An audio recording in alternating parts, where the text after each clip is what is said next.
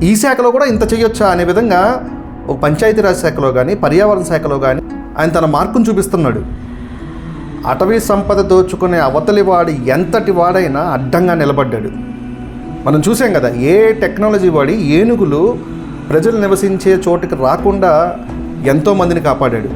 Smart kitchen తెచ్చాడు, magic drain తెచ్చాడు. ఇలా చెప్పుకుంటూ పోతే ఇంకెన్నో సినిమాల్లోనే కాకుండా రాజకీయాల్లో కూడా ట్రెండ్ సృష్టిస్తున్నాడు. నేను నమ్మిన నాయకుడు గొప్పోడు అని అనుకునే విధంగా ఆయన పనిచేస్తున్నాడు.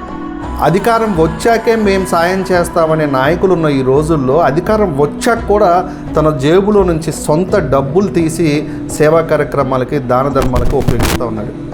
చూసాం కదా, ఆయన జీతం కూడా ఆయన నియోజకవర్గంలో ఉన్న అనాథ పిల్లల బాగోగుల కోసం ₹1 కూడా ఉంచుకోకుండా వారికే ఖర్చు పెడుతున్నాడు.